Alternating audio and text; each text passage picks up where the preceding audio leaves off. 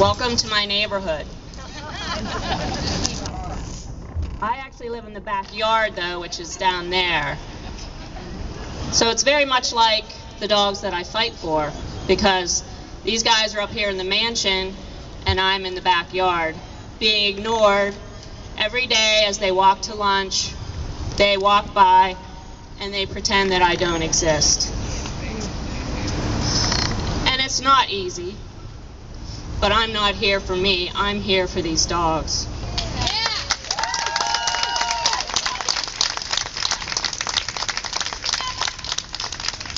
I was just reading the USA Today last week, and there's a big article in there that says having a dog does improve your health, but you knew that. And I just get so freaked out when I read these things, because I think, what kind of a world are we living in where this makes headlines in the USA Today, but then we still allow the dogs to suffer and die in all these situations? One of the ways they say the dogs help is that they bolster community. Dogs make life friendlier, according to research done by Lisa Wood. That's certainly the case in Dan and Kathy Hughes' neighborhood in Champaign, Illinois. The 4-block walk to their dog park could be fast, but not with their dog Maxwell. There are no strangers in his world, says Dan. Thanks to Max, we know a lot of neighbors we would have never met. He stops and greets everyone. Who can greet anybody from this chain? Nobody can. I can't greet anyone from this chain. This is the dog who lived on this 50-pound chain for his entire life before he came to me.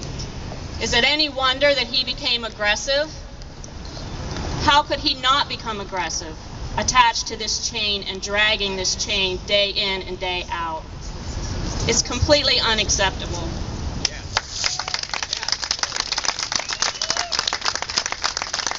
The article also says that dogs teach us about love.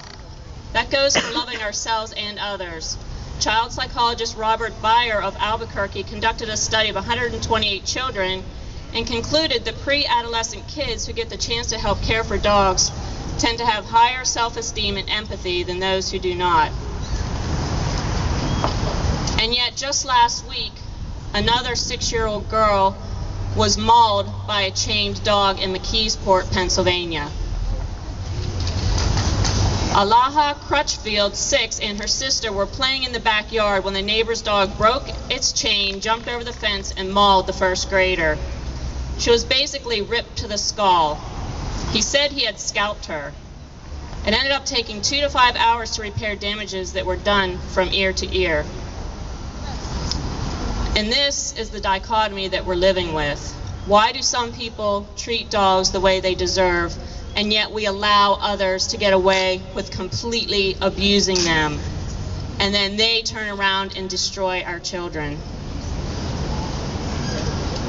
There was an article on my chaining done in the Pittsburgh Tribune Review this week, and if you don't know, our bill 1435 is sitting in the Senate Ag Committee. And the head of that committee said in this article that he does not think tethering itself is harmful. I say, Mike Brubaker, tell that to Alaha, who just had her scalp ripped off.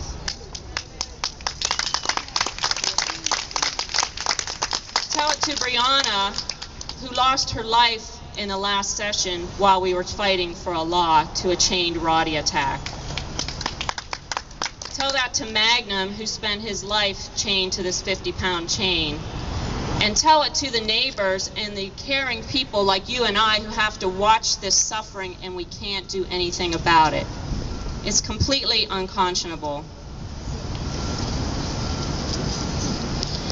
We have flyers that we will be passing around, but we really need to hit Mike Brubaker if we want this bill to pass.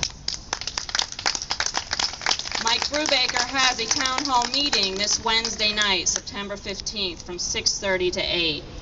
I really need you guys to show up. It's in Whitmer, PA. It's on the flyer that's coming around. And there are also 4 other things you can do to help us get this bill passed.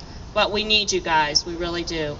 I also want to acknowledge the efforts of Kathy Slagle and Mary Jo McLean while I'm up here. These two have worked so hard to get chaining legislation in the past 6 years. We've been working for this bill for 6 years, and they have both put in a ton of effort, and we would not be where we are today, which is still not passed granted, but they put in a lot of work. The last thing I want to do is say a prayer for chained dogs, and whether you're spiritual or religious, it doesn't matter.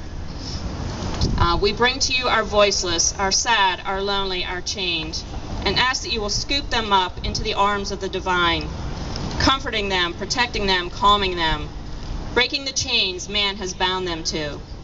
Free them with a love so powerful it shatters all barriers, destroys all opposition, and knows the truth. These dogs do deserve better.